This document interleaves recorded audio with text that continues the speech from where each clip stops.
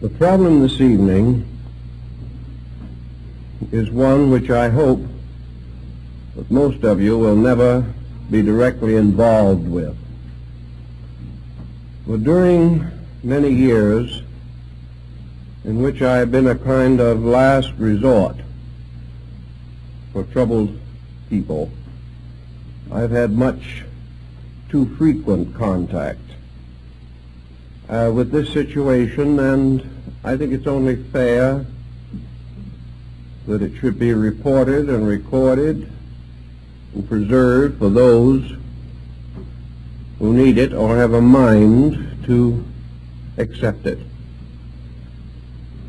We all know that the human being is at great disadvantage in the presence of a mystery.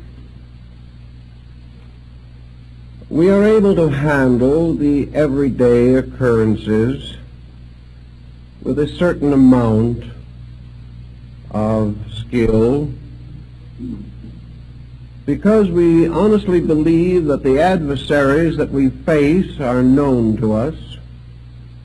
We can measure our skill against theirs, and if need arises, we can run away and continue the struggle at some other time. But in a mystery, we are totally disoriented. The average person cannot function too much or too often in the presence of intangible factors. Even a little mystery arising in a family can prove to be most disorienting. Secrets are dangerous things because we have no way of fighting them. We have very little way of fighting gossips and poisoned pens and anonymous letters. They all involve certain elements of mystery. Things are intangible. We cannot face them and have it out. From the earliest time, man had more courage in the day than he had in the night. Even when he had his own private cave, this cave was a lot safer as far as he was concerned in the daylight than it was in darkness. After he built houses and put locks on his doors and barred his windows, he was still happier in the daytime than he was at night, because in night perhaps old boards would creak or something of that nature. Man became afraid again. In our modern scientific life, man is afraid once more because he is afraid of formulas which he cannot understand. He is afraid of tremendous energies which he cannot cope with. They are all mysteries to him. We are a little bit afraid of the minds of other people. We do not know what they are thinking about. We are afraid that they are perhaps planning some secret exploitation of our resources, whatever these things may be. Long ago, man passed through a terrible nightmare, a nightmare of secrets and of darkness and of magic, intensified by a great common belief in the power of evil. The demons lurked in darkness at old crossroads. The fear of spirit possession, the fear of excommunication, of bewitchment, and all these things weighed very heavily upon some of our ancestors. They really never knew how to cope with them. They died as much of terror as of the common ailments of the flesh. So when today we observe the long shadow of mystery reaching into our private lives, there is a certain anxiety. We are not able to cope with the problem effectively. And there are certain questions that I think we all must ask. It has been rather well established by ESP researchers that there are possibilities of a certain kind of clairvoyance the thought transference is very probably a reality and will sometime be standardized, or at least far better understood than it is now. We are more or less convinced that clairvoyance is within the reasonable probability of things, and many different extrasensory potentials are being experienced within ourselves. To a degree, these discoveries are important and useful and helpful, and perhaps they will support our basic idealism or our conviction that the universe is a far greater and more important place than we have ever learned that it was. But there's always this little lurking problem. So we can put it in a very simple words of one individual who spent quite a sum of money to have mental absent treatments. This individual was very anxious that a certain person that they knew should change their way of life. So they hired someone, a practitioner, to go to work on the issue, and after a reasonable length of time, the object of all this attention did make some changes in their way of life, including a will in favor of the individual who came to me. Well, this sounded like higher mentalism, doing a pretty good job. You would get testimonials very easily for such procedures. But suddenly the person who came to me broke out in a cold sweat. This was a little problem. If they could change another individual and get a will in their favor, was it possible that some other individual could change them? While we were out mentally dominating somebody else, could it be that somebody else was trying to mentally dominate us? Do these processes work both ways? If it is possible for us to send our thoughts to change the life of someone else, could someone else send their thought and change our lives? If we want to make someone else do something they do not want to do, can they return the favor in kind? It is one of these things in which it was a good rule, but it shouldn't work both ways. Each person feels that he has a right to change others, but he doesn't like the thought that somebody might be secretly trying to change him. The moment we get into this problem, our freedom of action, our freedom of thought, all these things evaporate. Where will it begin? Where will it end? If one person can influence us, so can 50 or 100 or 1,000. If one individual can cause another person to have a loss out of revenge or out of spite, can somebody else cause us to have a loss the same way? Like the old Bruja. If we can pray our enemies to death, can our enemies pray us to death?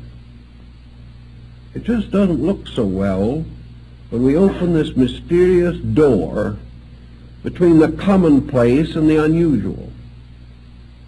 We step immediately into a world, first of all, a region which we know nothing about. We have no background in our own experience to cope with these intangibles. All we have to work with is a tremendous tendency to fantasy in ourselves, an imagination that can get out of hand even with the commonplace, let alone the unusual, and a mind that has very little foundation in any form of essential courage or fact or reasonableness.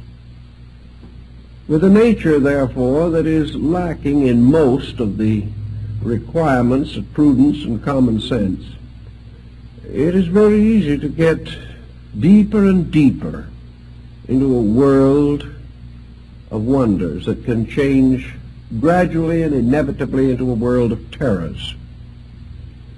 It is a rather dangerous situation for the person to suddenly leave behind the landmarks that he has and knows and depends upon and sail out into an uncharted ocean of mystical and occult possibilities.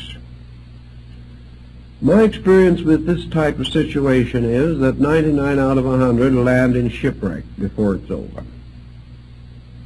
They might be able to handle the situation with some dignity if they were very wise or very poised or very well integrated. But who ever heard of an individual very poised and very well integrated who ever got mixed up in these things? 9/10 of the potential victims of their own foolishness in this direction are themselves neurotic. They are persons whose lives have been, in one way or another, unhappy, frustrated, pressure-ridden. They are not thorough scholars. They are not deeply thoughtful individuals, trained thinkers. They are persons who have drifted along through the years, studying a little of this and a little of that, joining this organization and then that organization, and most of them in trouble from the mere process of chronic joining. So many of these organizations threaten their members that if the member leaves for any reason, some dark and mysterious curse will fall upon them. This is enough to wreck a life immediately. The individual living in the 20th century still has the old primordial instinct to be afraid of curses and afraid of the evil thoughts of others. And the moment we give these evil thoughts a large place in our own thinking, we can begin to feel these thoughts moving in on us. Our lives can become haunted by the mere fears that arise from negative speculations about the unknown. These speculations didn't rise as the result of certain interest in metaphysical matters. The individual would probably immediately consider the possibility that he's mentally ill. But if this is part of some strange mystical procedure, he doesn't think of himself as ill at all. He thinks of himself as illuminated. He thinks of himself as having reached new dimensions of consciousness. But then these new dimensions of consciousness begin to go to work on him. And before it's over, we realize that he has simply used this strange unknown as a catalyst for his own neurosis. So we can't too strongly recommend that persons be extremely cautious in trying to explore areas where their knowledge is simply insufficient. Now, knowledge in itself is a very good thing. We should know about everything, even things we do not really agree with, or even things we do not want to believe. We should know about them. We should never assume for a moment that ignorance is an asset. There's a great deal of difference, however, between understanding the theories and practices of certain beliefs and the effort to dabble with them ourselves. There is no reason why we shouldn't understand the theories behind transcendentalism if it intrigues us. But there are many reasons why we shouldn't dabble with it. Especially this is true where we actually haven't even any very solid groundwork in theory. It's one thing perhaps to make some modest experimentation after 20 years of careful study, in which we really have done our own study, not simply taken somebody else's word for it, read a few ancient books or modern reprints, but to approach these things haphazardly, in a strange, childlike faith that somehow we are going to be protected from our own foolishness. This simply does not pay off, except in terms of tragedy. Now, one thing that's not too important at this stage of our thinking is whether all this weird and wonderful world is a reality or simply a psychological condition within ourselves. whether all this magic is a psychic phenomena or a psychological phenomena is not perhaps so important at this point. Regardless of which it is, it has the same effect on us. And when we add to this a certain amount of coincidence, a certain amount of inevitable fortuity, we can build up a pretty strong case for things that can be very difficult if we're not careful. For example, we know that the average person who doesn't feel well will likely enough feel better tomorrow. A very large percentage of symptoms, as every doctor knows, are not very valid. That's one of the reasons why maybe a couple of aspirin tablets or something of that kind will permanently remove aggravating symptoms which have no real essential foundation in a true bodily condition or warning. A little fatigue perhaps, a little eye strain, a little tension, and we have a headache. We relax and the headache takes care of itself. It simply disappears. Now, in the same way, for hundreds of years, medicine made use of the bread pill and other simple formulas, the purpose of which was simply to cause the patient to believe that he had been given important medications, and the patient, completely relieved of his anxiety, got well. He didn't really need any medication at all. This is also the reason why so many patent devices during the middle of the last century were so successful, like the magnetic horse blanket and things of this nature. This magnetic blanket had absolutely no magnetism whatever associated with it, but thousands of people reported amazing and miraculous cures. They also announced tremendous results from various herb concoctions and swamp root preparations, the only medicinal element being alcohol. But naturally it gave a certain note of encouragement, especially if the doses were large and frequent. The individual, therefore, if left to his own devices, will very often feel better, at least temporarily. But if an individual who has nothing wrong with him except perhaps a little anxiety mechanism feels that he is being treated for this, that some other person is sending him powerful vibrations, he gets feeling better very quickly, just like he used to get feeling better on Peruna. There was a certain parallel here. And we come finally to really believe that people are doing a lot of these things for us or to us when we're really doing them to or for ourselves. But coincidence also comes in, plays quite a part in some of these things. I've seen it.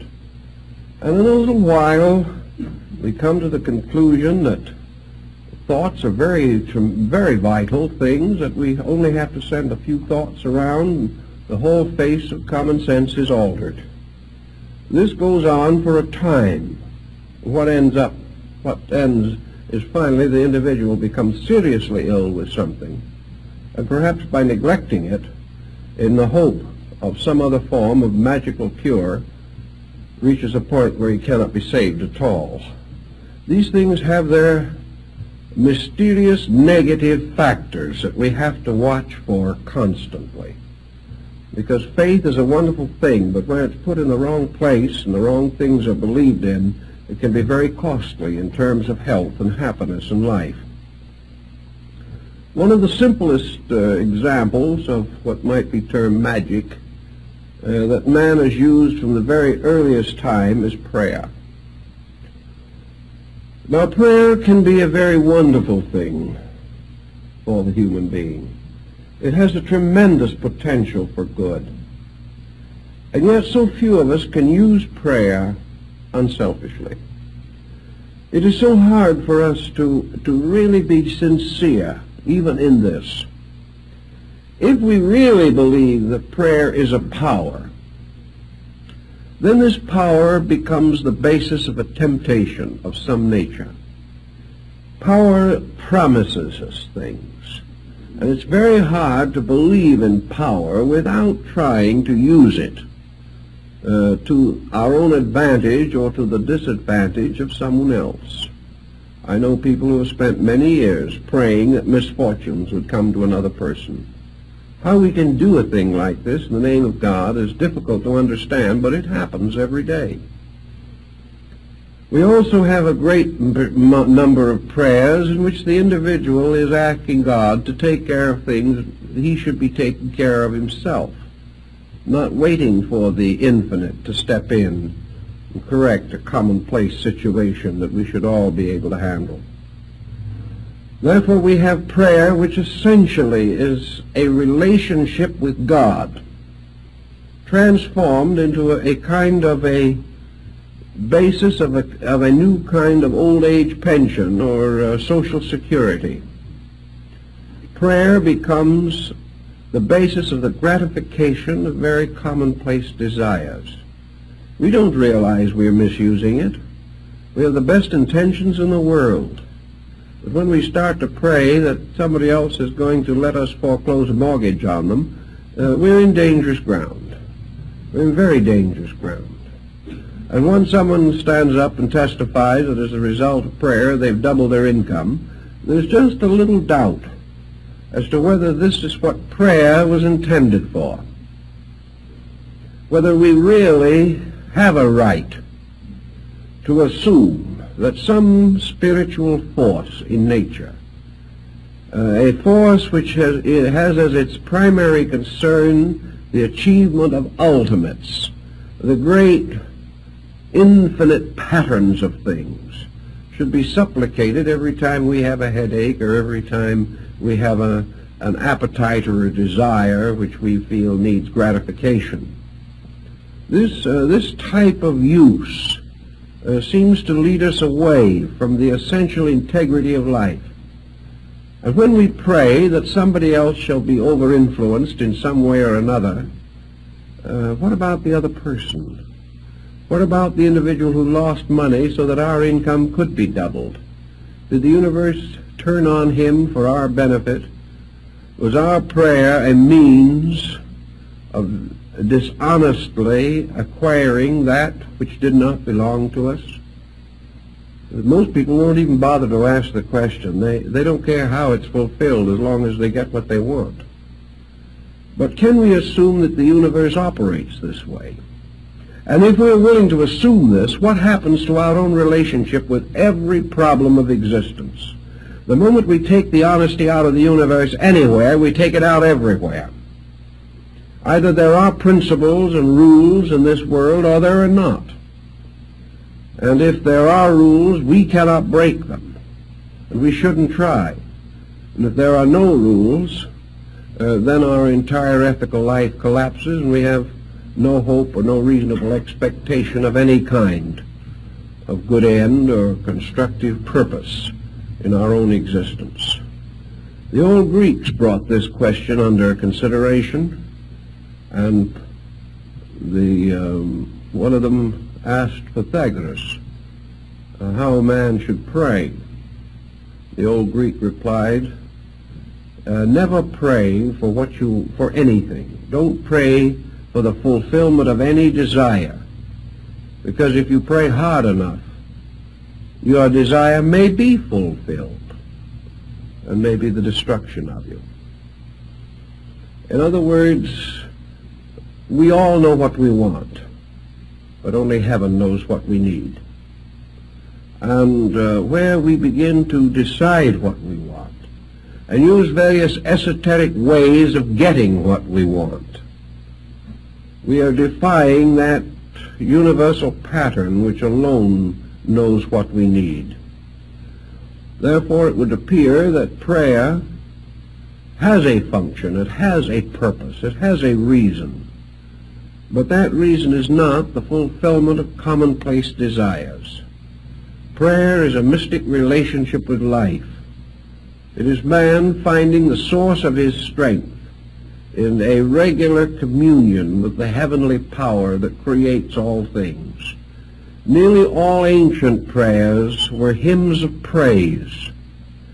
hymns of thankfulness and gratitude. It was very rare indeed to find in ancient or primitive prayers anyone asking for anything. It was the person simply stating in simple conviction his realization of the wonders of life, of the blessings he enjoyed, the wonderful privileges that he had. And he gave thanks to heaven for the sun and the moon and the earth and the seasons and the harvest. He was not asking, he was thanking. And prayers of this nature are pretty safe prayers because they do not involve any interference in the processes or order or reason of life itself. One thing I think is very important, whether it be in mentalism or in anything else, in prayer or anything that even seems to suggest a metaphysical factor anywhere in our action, and that is that whatever thought we think, whatever message we send, whatever prayer we say, that let us have at least one regulation on it, namely, let it be beautiful. Let it always be good. Let it always be something that if it so happened that it returned to us, we would be glad that it had returned. That there is nothing in it whatever that could be hurtful or harmful or evil. That we ask nothing of another person, exercise no influence over another person, except to bless them, to wish them well, and to hope them the strength to be themselves. Asking that they do nothing for us, or because we want them to, but asking only that they have the insight and the understanding to live true to their own highest principles.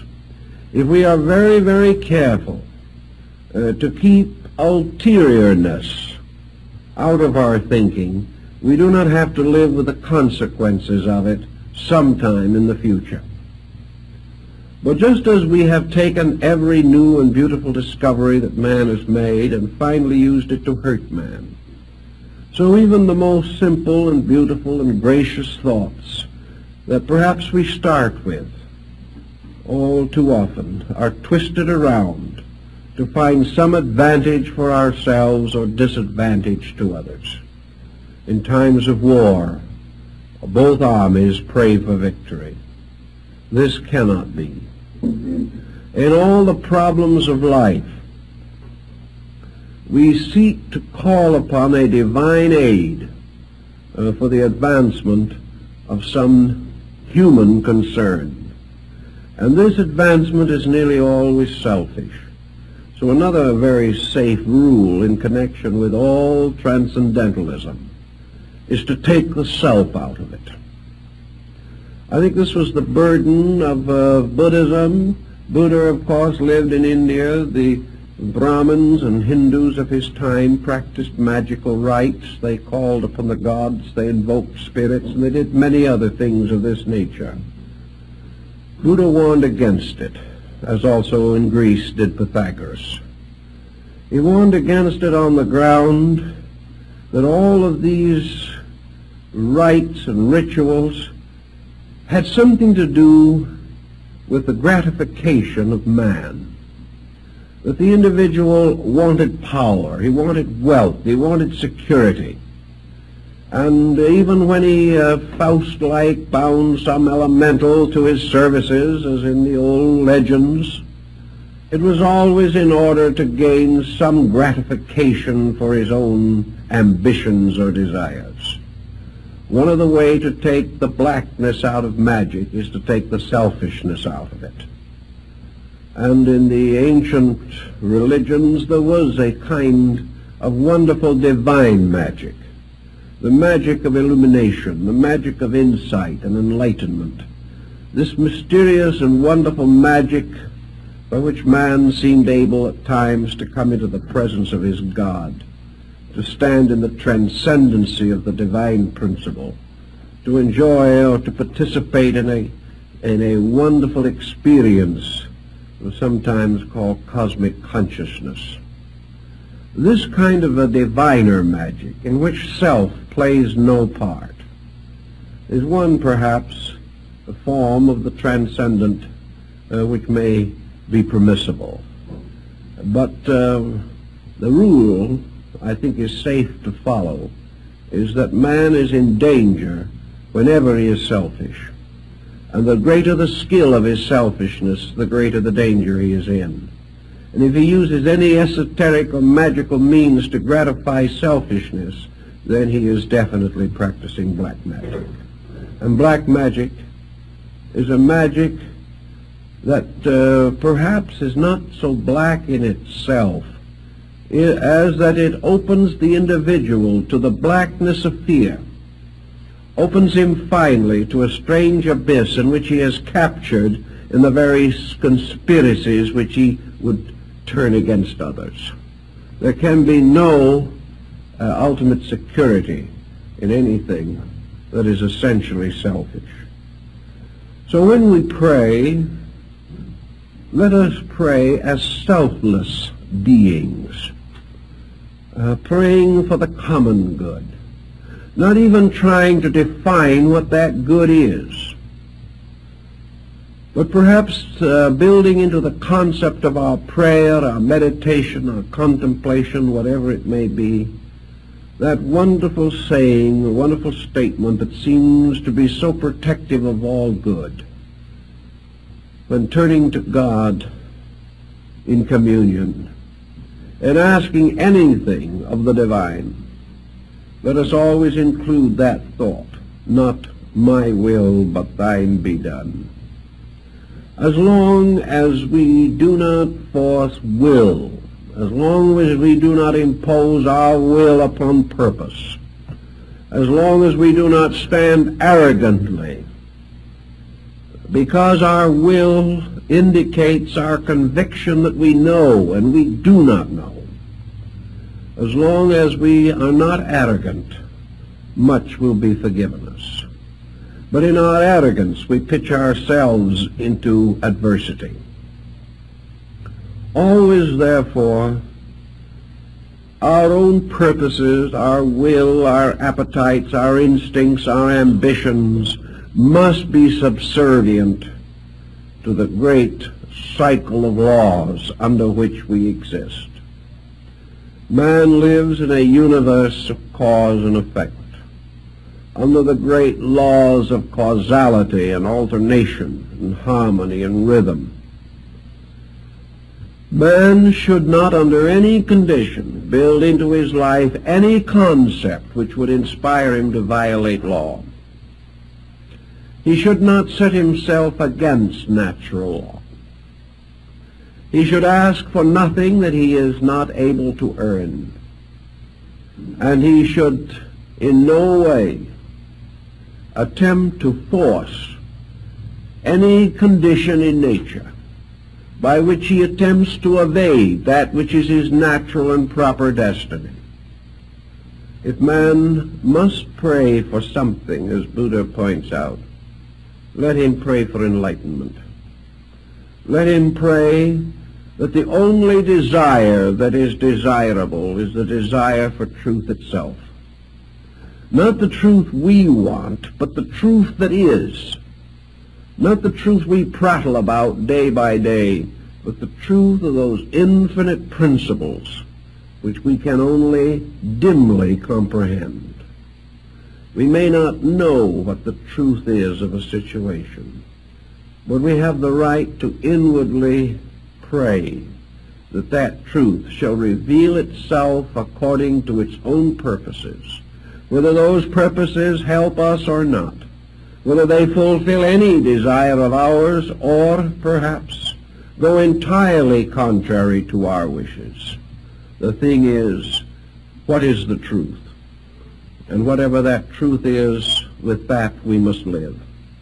And we must hope that in the face of truth we will have the courage to live according to it, and not according to any compromise that may arise in our own nature.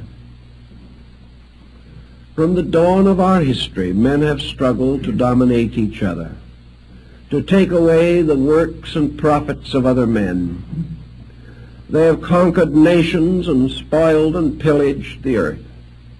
Everywhere the individual tries to use strength to dominate the lives of others, by means of strength, by intimidation, by fear, by outnumbering or outwitting, the individual has tried to deprive others of their natural rights.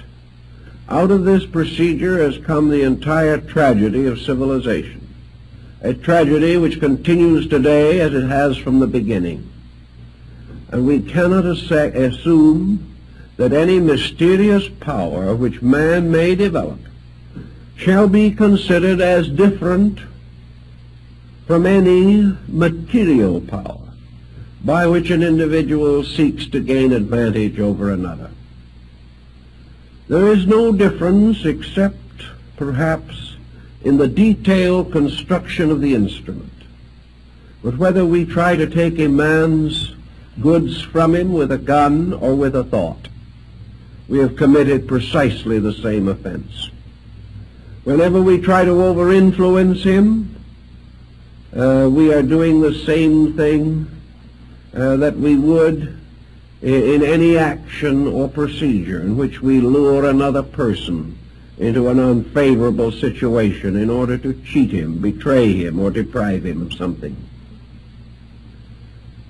In fact, as we study the situation more carefully, we realize that just as our actions have their rewards according to their motivations and their values, that the perversion of wisdom, the perversion of insight, the perversion of spiritual resource is perhaps one of the greater crimes and carries with it one of nature's heaviest penalties.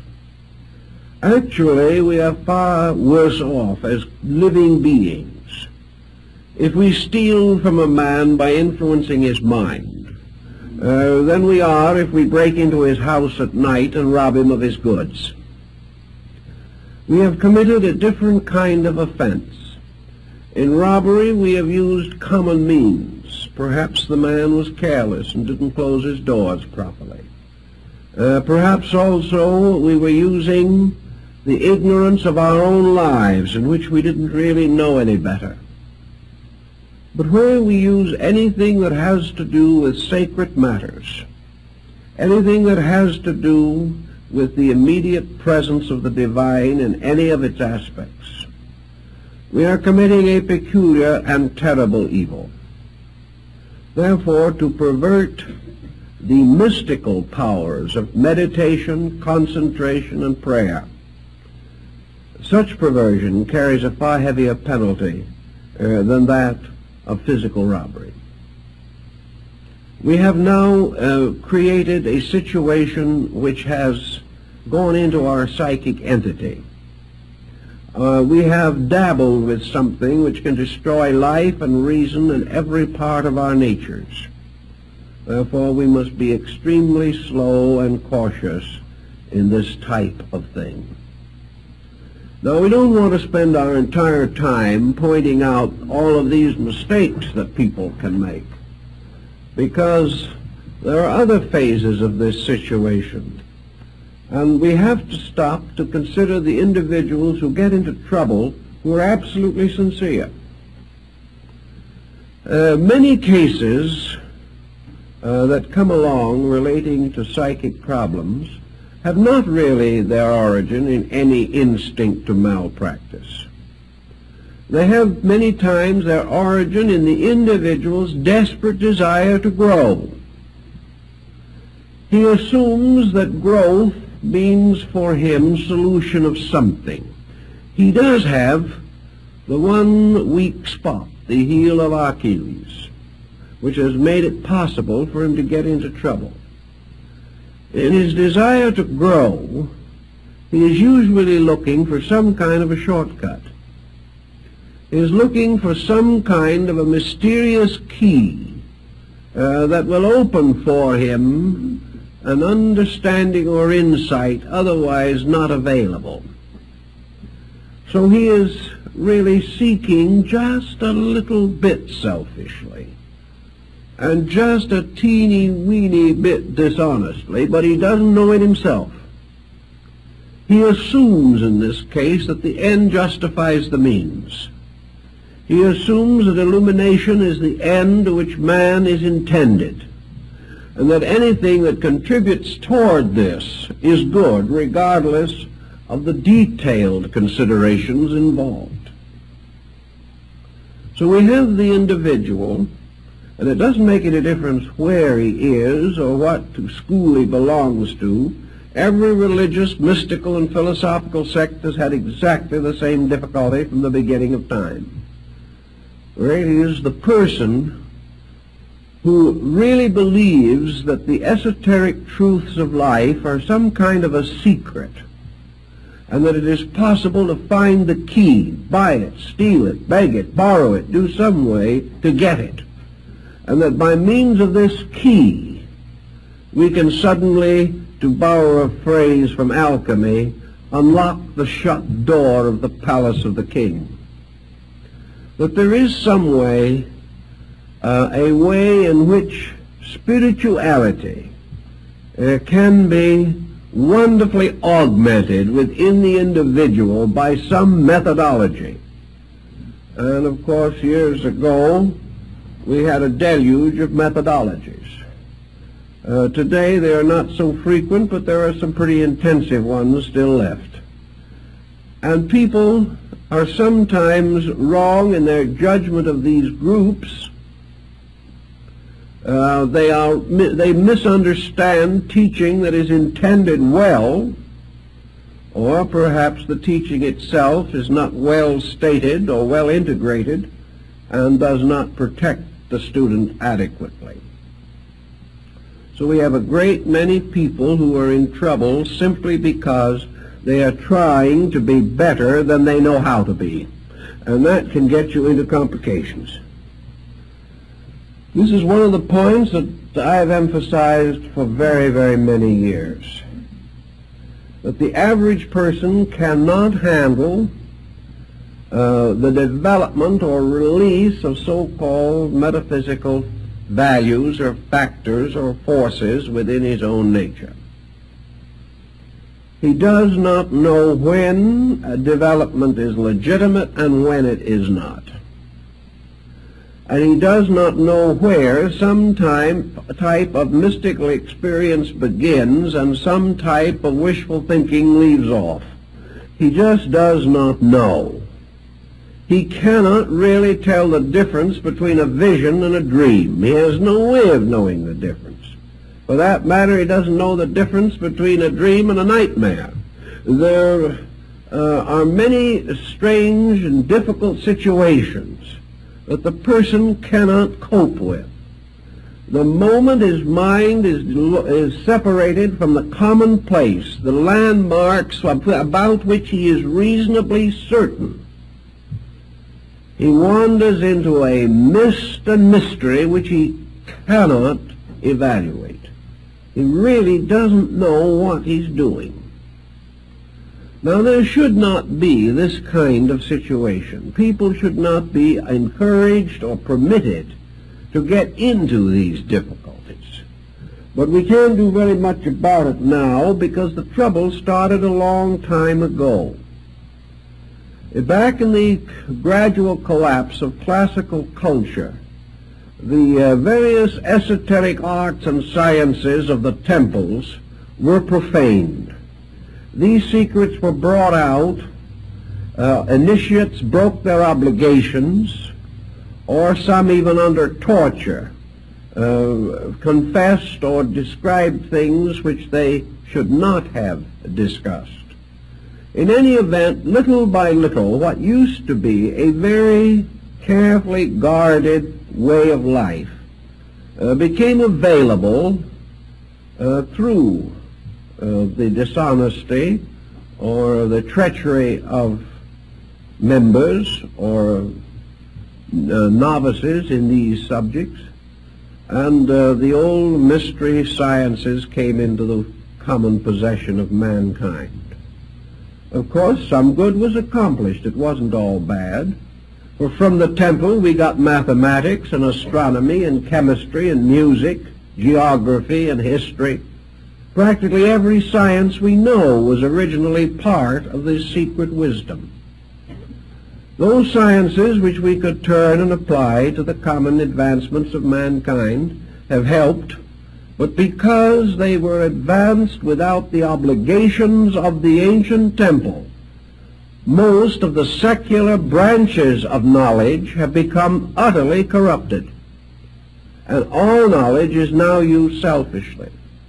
Whereas in the older times, the obligations were such that the possessors of knowledge were bound to right use. This no longer exists as a general policy, unless the person by his own high morality makes a voluntary obligation. But some of the other more secret and mysterious arts were brought out of their ancient symbolisms and from the early sanctuaries of the mysteries. Pandora's box was opened. All types of psychic and magical phenomena came to be a little better known and a little better understood than was wise. But the great over-science of which it was a part, the great dedications to the temple which once protected it, the long periods of purification and preparation which once led to the revelation of it, all of these guards and protectors were lost. And the individual was in much the same condition that we were when we discovered nuclear fission and had in our hands the greatest power that man has ever materially possessed, and practically no ethical structure to direct the use of it. This was a situation that was rather serious. And as far as the private citizen is concerned, the esoteric arts are just as dangerous as nuclear fission.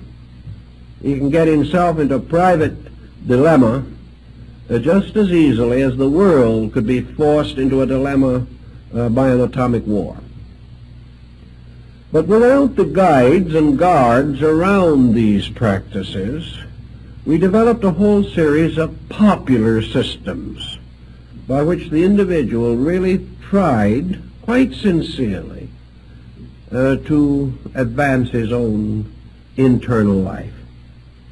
He was convinced that somewhere inside of himself was a God, a tremendous power, and that this divine principle within him was stronger than his personality, stronger than his mind and his emotions and his body, and that in some way there was a great security, a great sufficiency to be achieved if man could explore this inner nature of himself and come finally into union with the divine power, the source of his own being.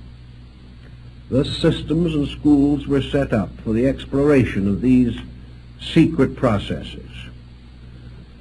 The theory was legitimate. The procedures were to varying degrees legitimate. Some quite definitely had strong good points. Others had very few good points. Many of the names that were used to identify these systems were ancient, honorable, belonged to great schools of the past. Some were out of fabrications and proclamations of the mysteries. Who knew? Who was able to tell which was genuine and which was not genuine? Not 1 in 10,000 who became involved in these various procedures. Everybody had to believe somebody, and most people believed the wrong people. So we had more trouble. Trouble because of sincerity, finally, but trouble because sincerity was not very smart, not very wise in its attitude toward these matters. Every day, whenever a new system comes along, there's somebody who jumps into it gets himself into trouble, and gives the whole theory a bad name. Always the same problem is involved. Every great system of enlightenment the world has ever known has accepted the essential inevitability of universal law. The great disciplines of the mysteries were based upon the law of cause and effect, just as much as the most common occurrences of living. And all of the great steps and stages of the development of man's inner life, these degrees of development were the results or effects of causes, and the causes had to be right, and they had to be exact, and they had to be complete, or the effects would not be what was required or expected or hoped for.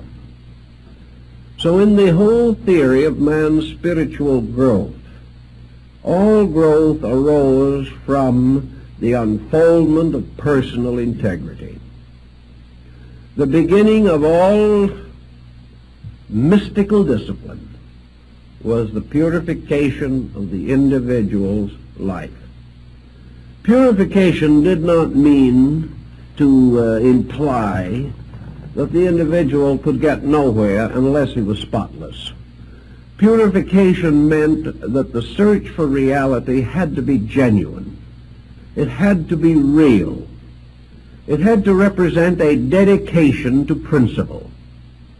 It certainly had to mean that the common difficulties which beset us have to be met and understood and fulfilled according to the workings of law. So we have today a great many people who are trying desperately to develop certain extrasensory perceptions. Most of them get in trouble.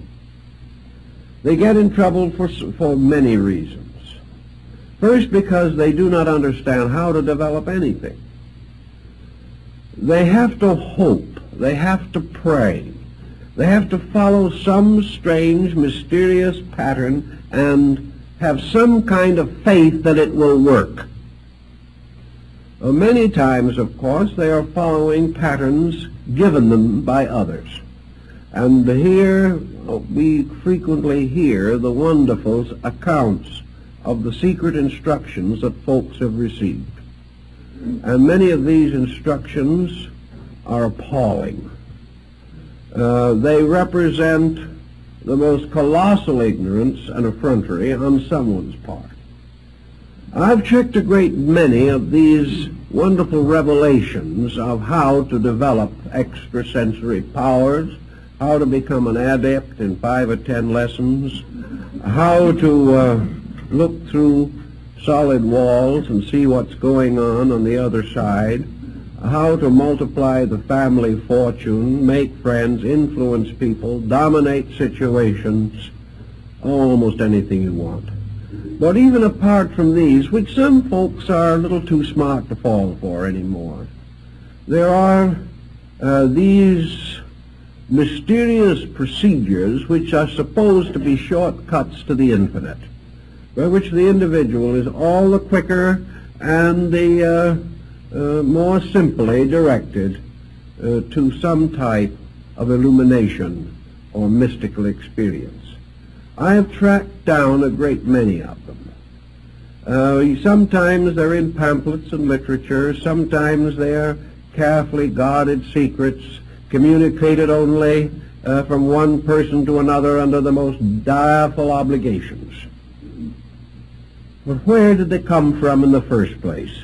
Where do these instructions originate? And I have checked a great many of them, and nearly all of them begin in somebody else's psychical aberration. That is the 100% causing ground for most of them. You finally get the individual who apparently was the pioneer in this particular form of the matter. You pin them down as to where they got this secret discipline that was to save the world.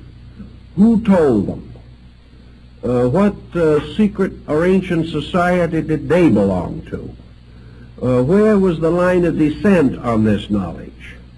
Where did the information come from? In almost every instance, this information was something that had been given to them in a dream, in a nightmare, in a bad moment of some kind. Often it was nothing but a slightly twisted paraphrase of something they had read. But they hadn't consciously taken this thing they had read and passed it on as their own. They really hadn't. But they had been reading about it for some time, and one night they dreamt about it. And it got a few extra flourishes in the processes of the dream, and the next morning a new religion was born. And this is how it started.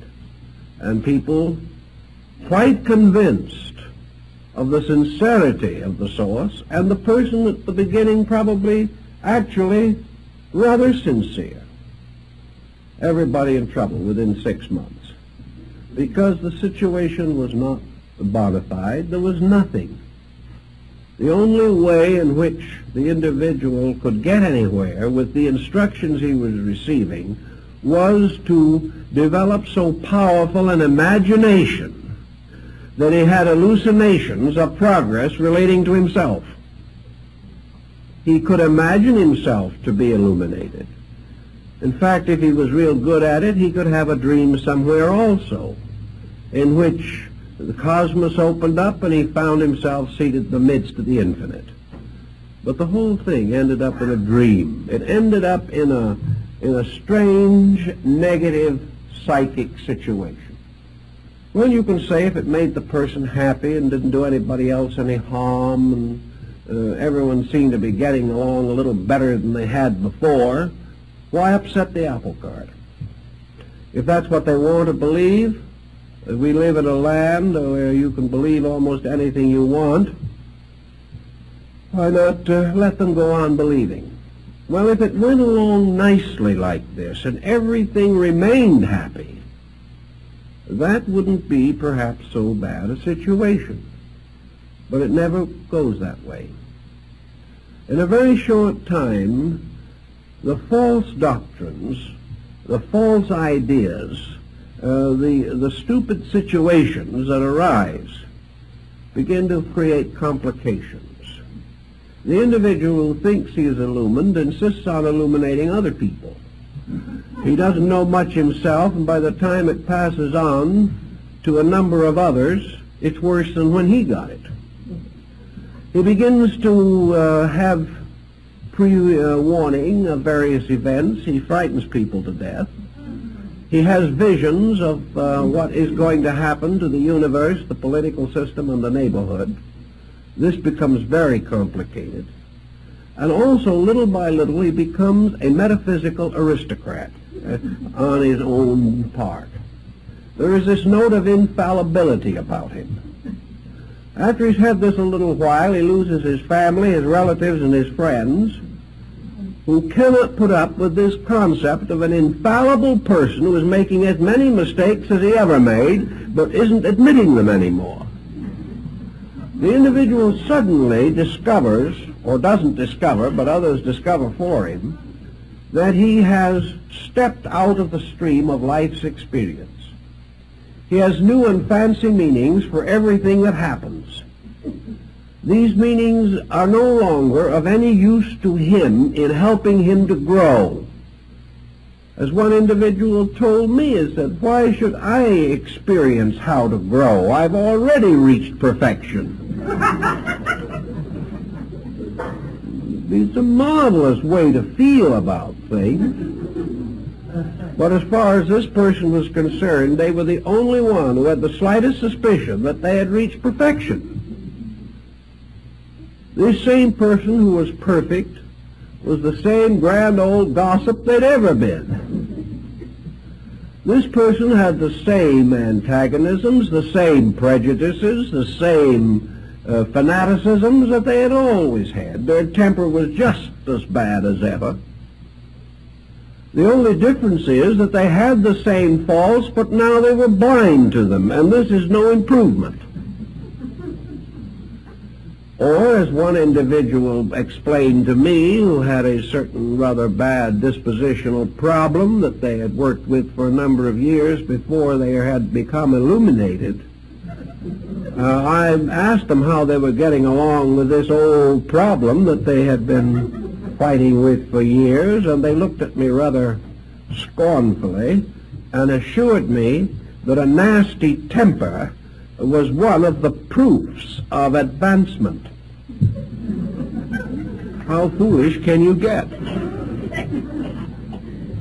And they believed it. Little by little, all perspective was gone. Now, this isn't helpful. The individual keeps on going along this way until a situation arises in which they come face to face with an emergency, in which the only solution would lie in the fact they were what they thought they were, that they did possess sufficient insight and understanding to solve a major issue. When this emergency arises, the issue is not solved because they haven't what it takes to solve it. Sometimes there is a very bitter disillusionment. It's a horrible thing to suddenly wake up and realize you've been studying for 20 years something that isn't so. Very discouraging. Also, that in the moment when all these things were supposed to produce their miracles, nothing happened. There are these bitter and painful experiences. And we see that the person who starts off on one of these tangents never knows where he's going to end. Unfortunately, too many of them end with mental breakdowns. They have become so involved, so tied up,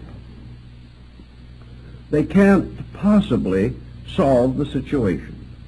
Another painful interlude that most of these persons come in contact with is the fact that they are so right and nobody else sees it.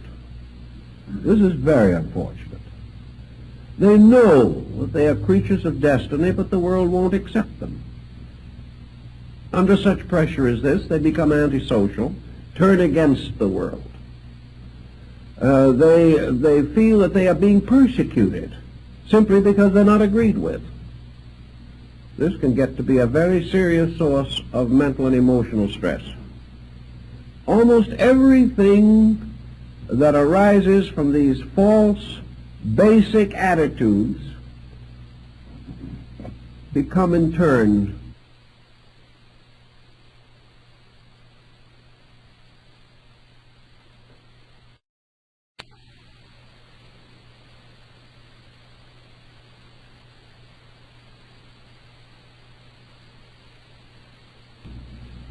almost everything that arises from these false, basic attitudes, taking the life away from the simple dignities, the simple humanities that make things valuable. If, therefore, you are not careful, you can get into trouble. Here's another general phase of the matter which also has its problems, and that is the effect upon health. We've spoken about a little about the emotional and mental stress of these situations. Now let's speak about the physical, the possible damage that is done physically as a result of some of these procedures. Nearly all metaphysical practices involve a certain amount of stress. They create various kinds of fixed tensions of one kind or another. Most forms of concentration will do this in time. The individual, whether he realizes it or not, subjects his nervous system, particularly the autonomic system, to a tremendous amount of stress. The moment the confusion is set up in our relationships with life, the nervous system begins to flutter.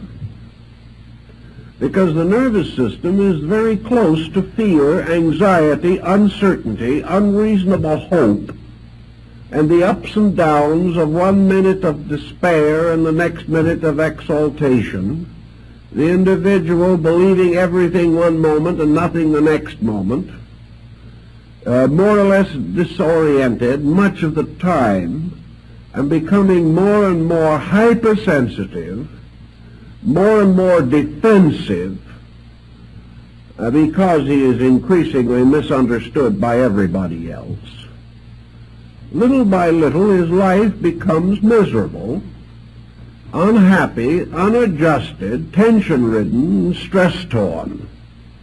And in a very reasonable length of time, the physical situation begins to reveal itself. It is very hard for the person to be under fear, anxiety, or intense imagination without punishing the bodily structure too much. So these people begin to experience lack of normal body functions. Respiration may become erratic. Various forms of tachycardia may develop. Elimination may get very bad.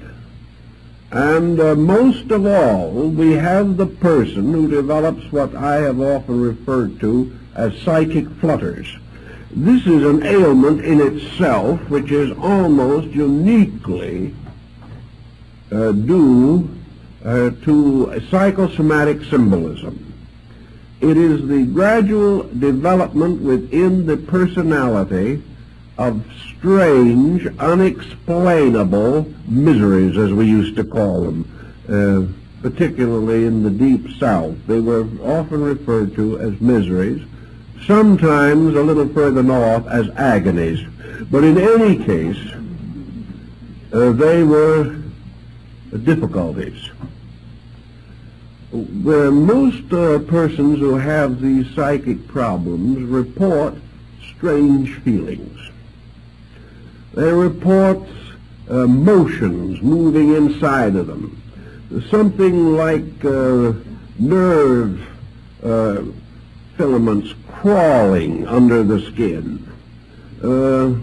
They describe something resembling the grand symbolism of the menopause. Almost any mysterious, eccentric, uncomfortable, distressing feeling. They will have all the cold chills and hot flashes there are in the book. They will feel things moving up and down their spines, think their eyes are crossed, have trouble in swallowing, strange, mysterious moving migraines in various parts of the body. They will develop symptoms of arthritis one moment and of arteriosclerosis the next. They have many of them. But they are suffering from palpitations, flutterations, and everything you can think of. And they are sure, almost certain, that these different things all indicate the presence of some kinds of strange entities that are creeping up at them when they're not looking, scratching them when they're trying to relax, whispering unpleasant words into their ears when they're trying to sleep, tormenting their rest with dreams and visions that are not nice and not pleasant, and creating every kind of a nerve reflex that people do not enjoy. This is a very common group of symptoms. I could list hundreds of related symptoms in this area, but I think we have summed it up sufficiently to point out the general theme. To these people, all of these symptoms seem to signify the presence of some other entity, being, force, nature, or substance affecting them. Perhaps they think that some of these mysterious feelings are other people's thoughts bouncing off of them, or something. But as always, this type of thing begins to develop. I think the real answer to it is a gradual psychosomatic transference of total confusion. the individual has lost completely orientation.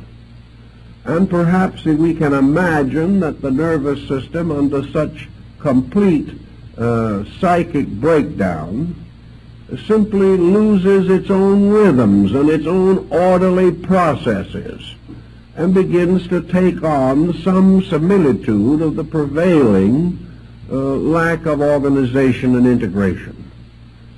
In any event, we find that a large amount of psychic phenomena ends up with this.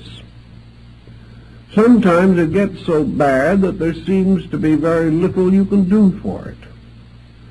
The one thing that might help you can't do in the majority of instances, and that is get the individual to change his own mental habits. By this time he is so convinced that he has no power over the situation that all he wants is a sorcerer to get rid of demons for him. He doesn't have any realization that these symptoms indicate the breakdown of his own natural integration. He is not mentally ill. He is physically disturbed, symbolically. All the mysterious doubts and wonders and hopes and anxieties that developed psychically are now playing themselves out nervously in the functions of the body.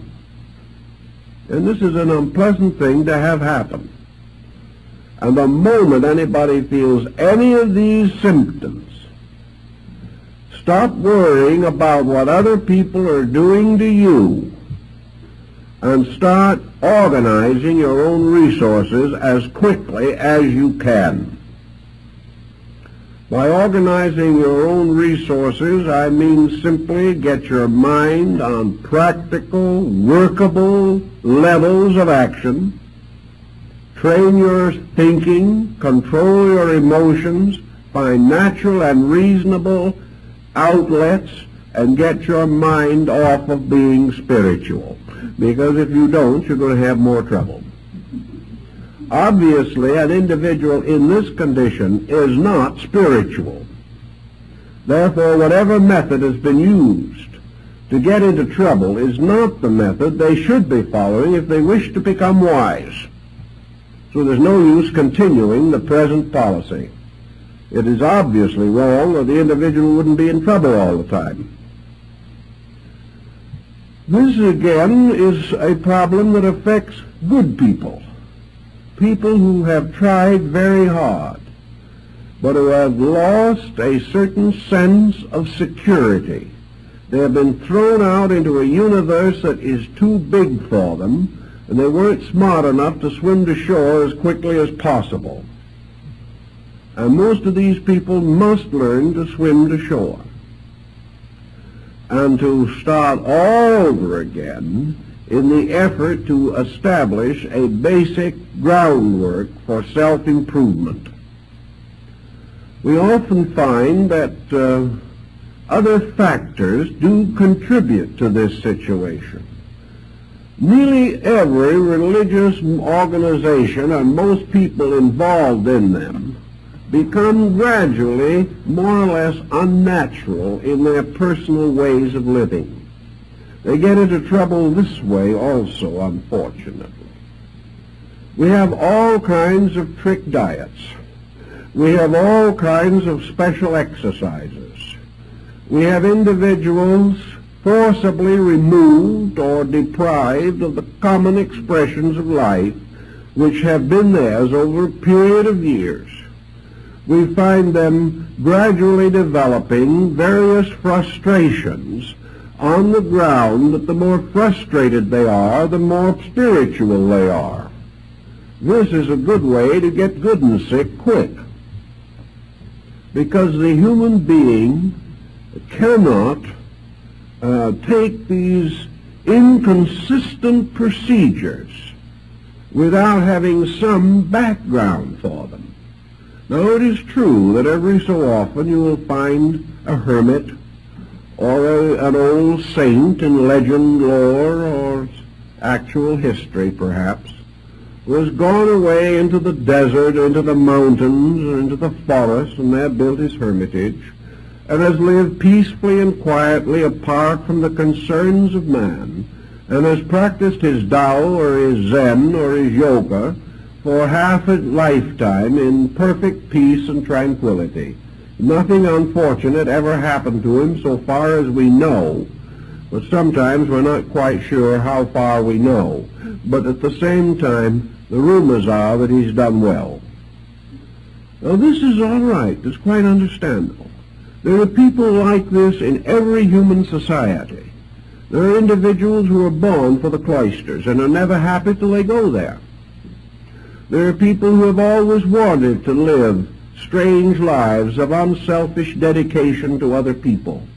They're really most content in some field of religious service. They have no strong attachments to worldliness. They find material living uncomfortable and unpleasant. They do not want to run away into doing nothing, so they would rather live in a dedicated service to some cause. And many of these people are very useful, and they do wonderful jobs.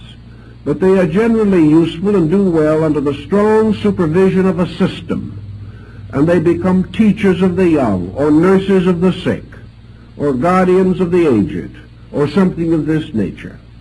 But they live and function, and their religious life is dedicated to rather practical, commonplace labors, which they perform in the name of their higher spiritual ideals. This, in many instances, works out very well.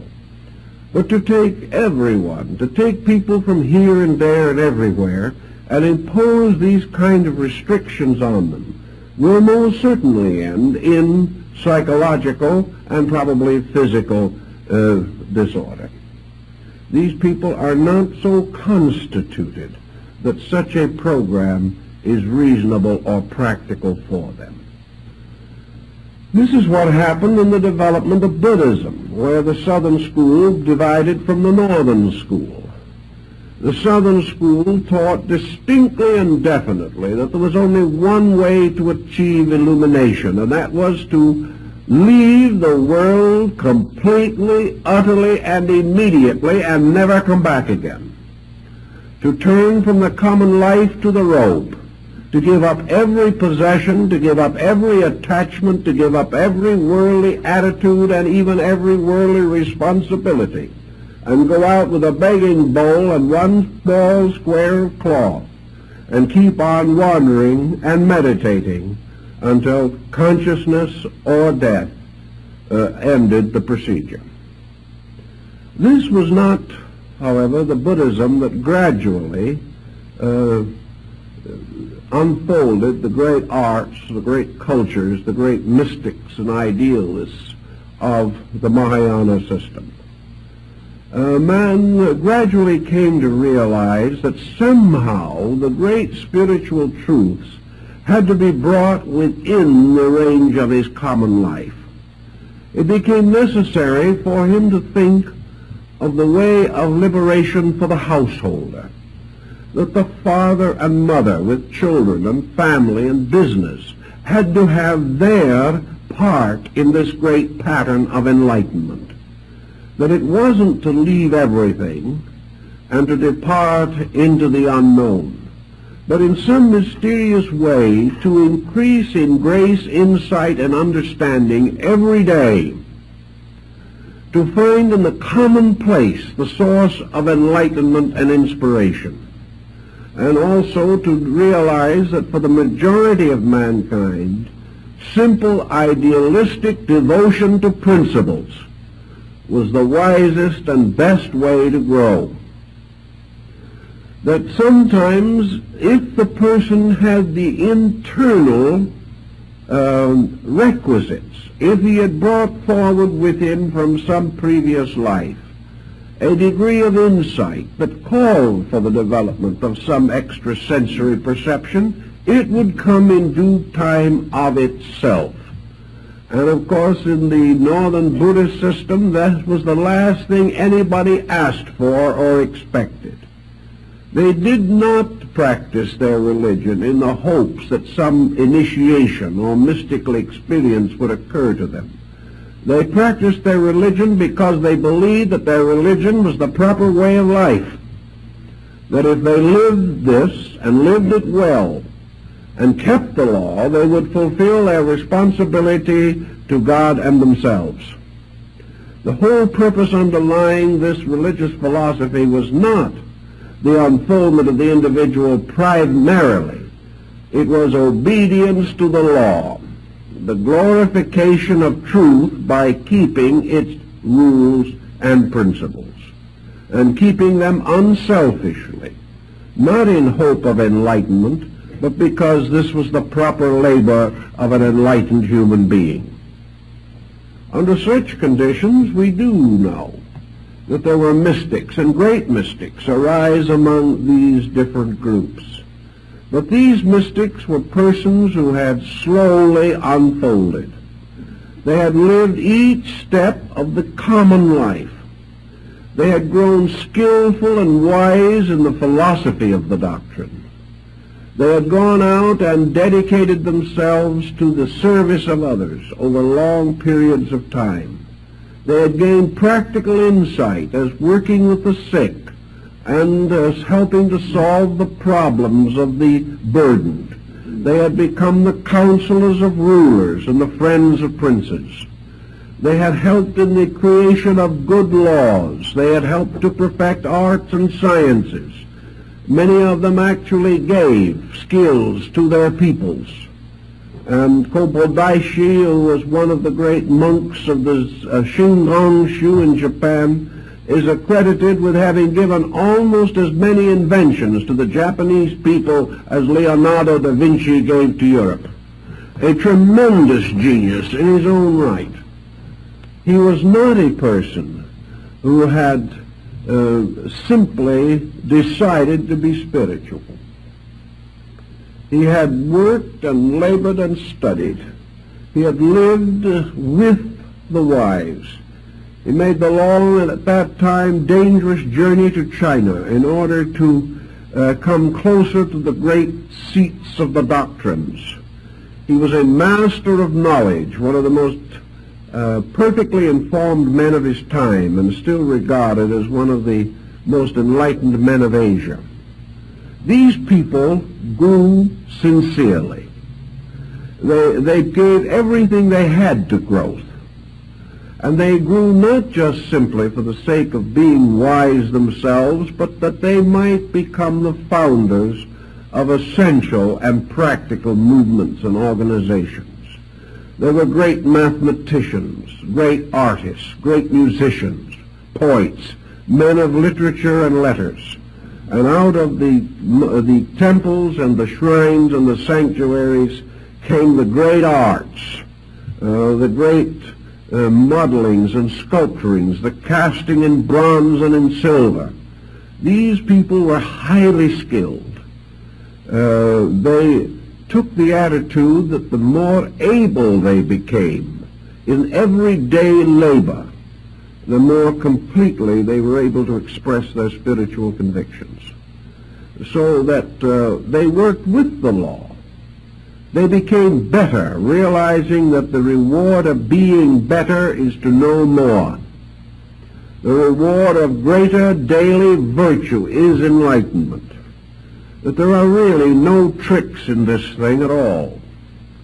By the time they reached the point, as in Zen-shu or in the Shingon-shu or Tendai-shu, where certain esoteric disciplines were recommended or given to them by their teachers, these disciples were so well grounded in every principle of ethics, in their knowledge of the universal structure and the operations of all the laws of nature, that it would be virtually impossible for them to make a mistake. They had all the groundwork in, all the principles thoroughly established. Usually in Zen, not much of an esoteric nature was divulged under 20 years of discipleship. And that discipleship was more rigorous than anything that we can imagine. It was constant self-analysis, the breaking down of every illusion and delusion in consciousness. And by the time the disciple was ready to go on, he had truly cleaned his own inner life. It was well disciplined and well ordered. People that have this degree of insight can probably be trusted, and you seldom if ever hear of anyone in this type of level of activity who ever perverted what he knew or contributed to the corruption of anyone else. These people knew, and they were able to use their knowledge wisely. What we are worried about constantly and stricken about so often is the dabbler, the one who really tries, but simply doesn't even have a comprehension of what he's trying. To him, a few lessons and a couple of books, and he's well on his way to nirvana. It just doesn't operate that way.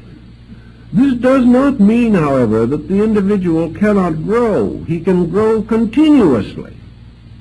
But he has to grow with a dedication, not an enthusiasm alone.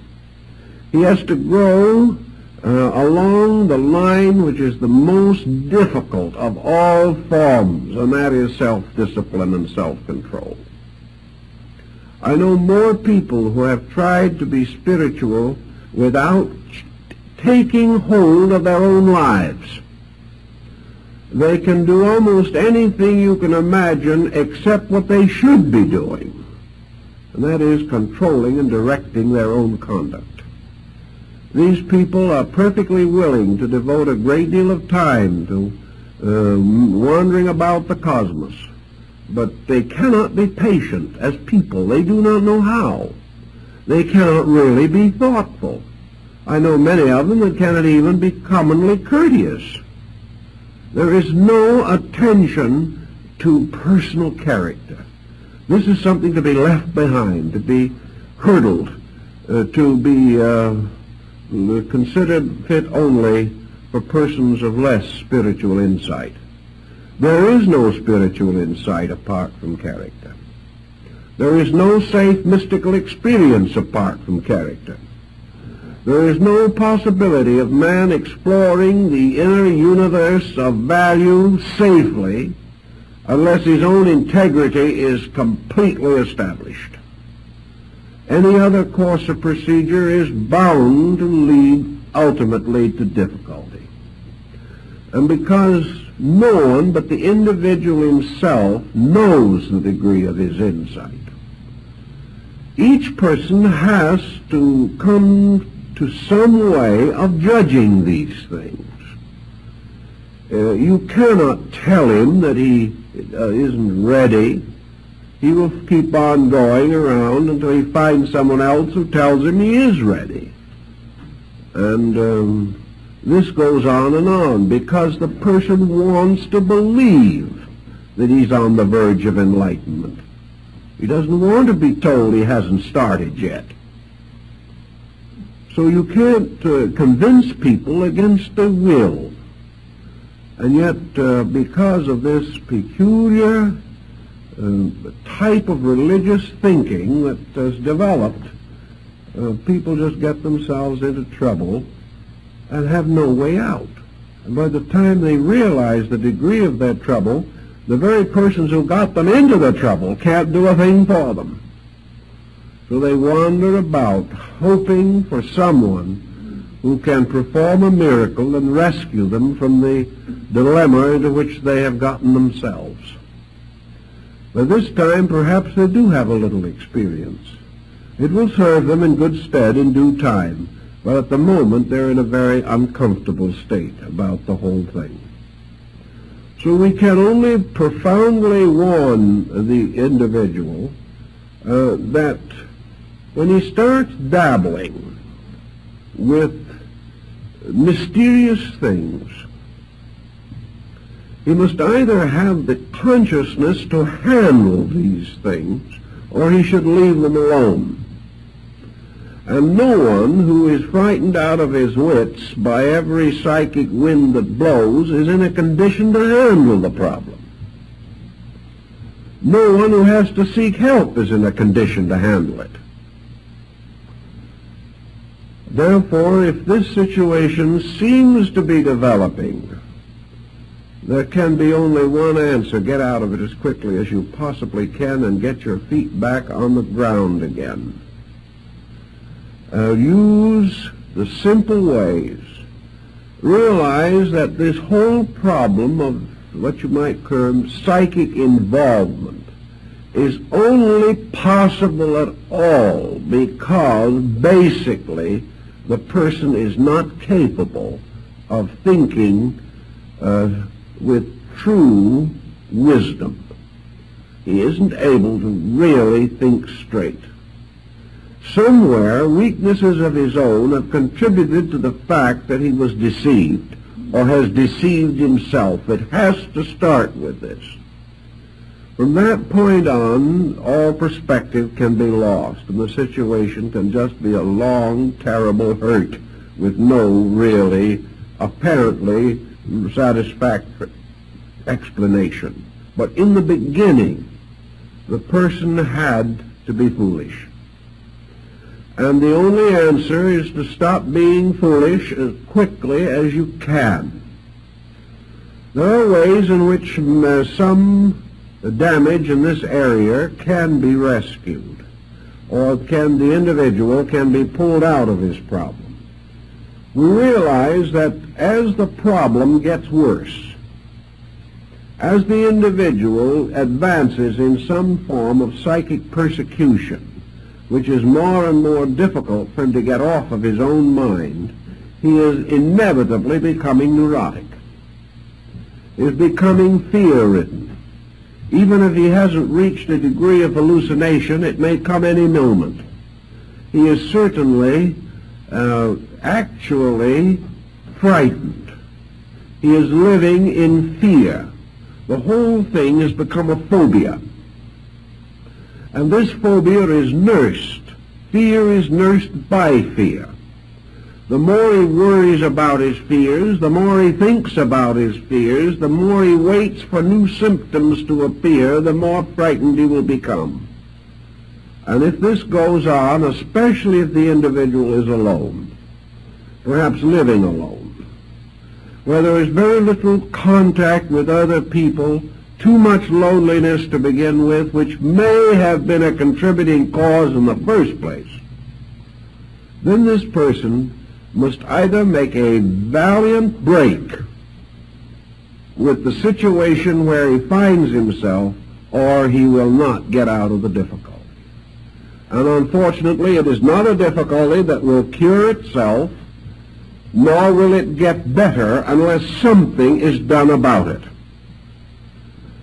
Realizing, therefore, that as in the case of nearly all forms of neurosis, which may come from other causes, there is too much self-attention. The mind and emotions are focused upon the dilemmas of the self constantly. This means that little by little it becomes a 24-hour vigil of psychic self-defense against the unknown. The individual doesn't dare sleep.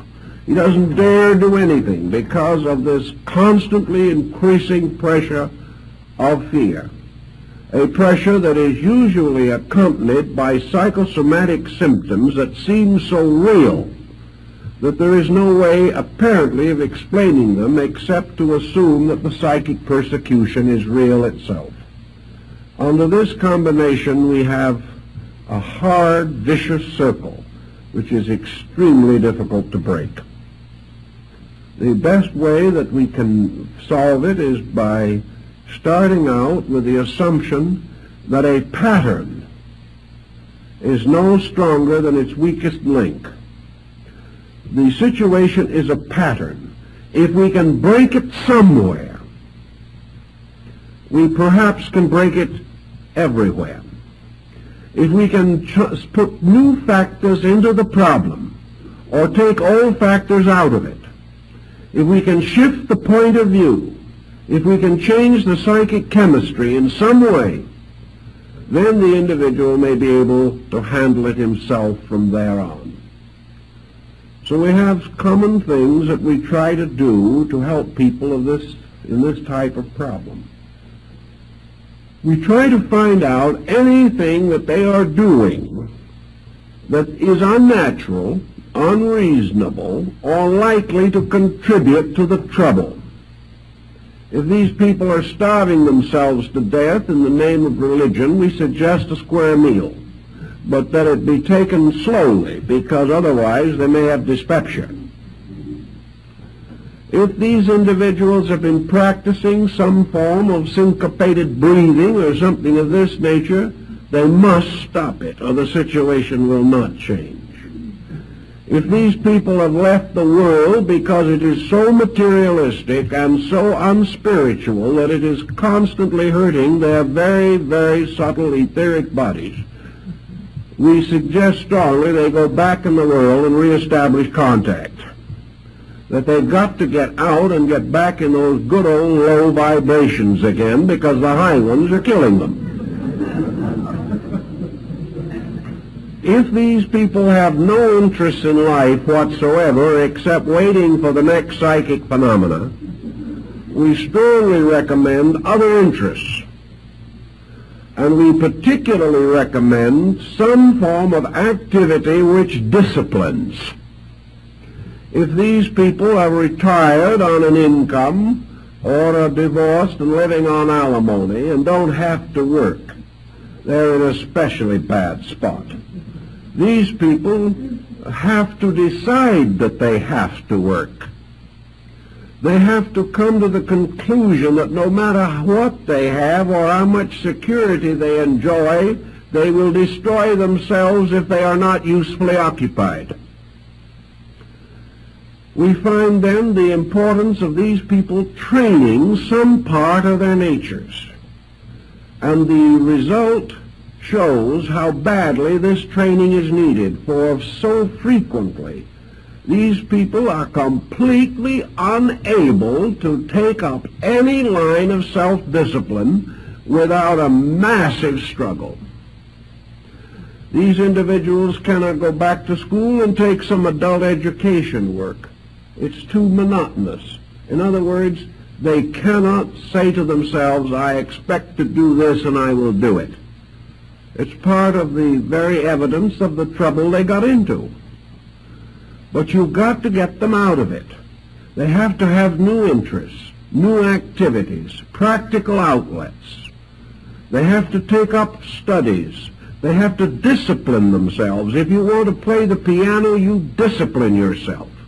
If you're suffering from a bad psychological or psychic condition, if you're unable to control these vibrations that may or may not be entities, it is simply because of lack of discipline. If you will discipline yourself somewhere, it will show all over you. Therefore, if we can get this individual who has never made up their own mind clearly on any subject in their entire lives, but who thinks they're just on the suburbs of heaven, if you can get this individual to go out and study music for 5 years, doing scales for the first 3, and insisting that their own hands and their own minds will do this. Or if you can get them into a group of Sumi painters and make them learn to make circles and bamboo joints on paper with black ink for 3 years before they're allowed to put a leaf on them, these people get well. Why? Because they have suddenly learned that they can make their minds and emotions do what is required of them. The person becomes positive. He has some accomplishment. He has some ability. It usually takes from 1 to 3 months for a discipline to become a fascinating thing. The first 2 or 3 months, it is drudgery. But if a person really has some qualities within his own nature, he will develop a growing interest in the new things that are of interest or value to him. So if he can hold on for 2 or 3 months, the subjects will probably take over a large part of his habit mechanism. He will then go on and find that he has learned how to learn. If he will do this and gradually develop disciplines, he will then be able to turn these disciplines to the direct problems that are probleming him. He will be able to turn these disciplines to fear.